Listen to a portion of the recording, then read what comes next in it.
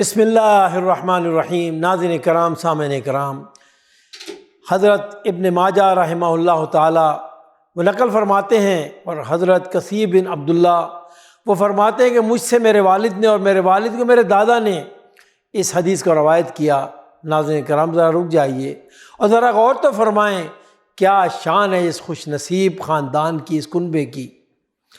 حدیث رسول صلی اللہ علیہ وسلم کو روایت کر رہا ہے ہر شخص، کہنے والا بھی اور تمام سننے والے۔ ذرا غور فرمائیں کتنی احادیث رسول اور کتنے دینی واقعات ہیں کہ ہم اپنے بیٹے اور پوتے سے شیئر کرتے ہیں۔ ہمیں بھی اللہ رب العالمین صحابہ کی طرح اس نعمت کی توفیق عطا فرمائے۔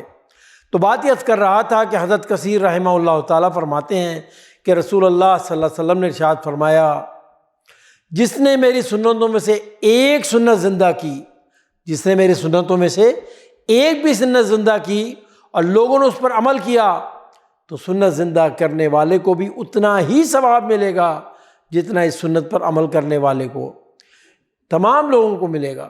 سبحان اللہ، جبکہ ان کے ثواب میں کوئی کمی نہیں کی جائے گی۔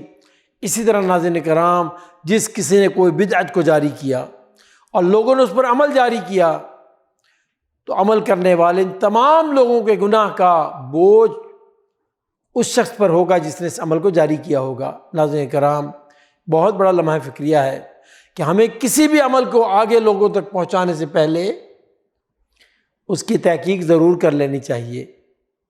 کیا یہ عمل، کیا یہ بات آپ صلی اللہ علیہ وسلم کی سنت سے ثابت ہے کہ نہیں؟ کہیں ایسا نہ ہو کہ فائدے کے بجائے، ثواب کے بجائے ہم گناہ گار ہو جائیں۔ اللہ رب العالمین کی بارگاہ میں دعا ہے کہ اللہ تعالیٰ صحیح بات بیان کر کے اس پر عمل کی توفیق عطا فرمائے۔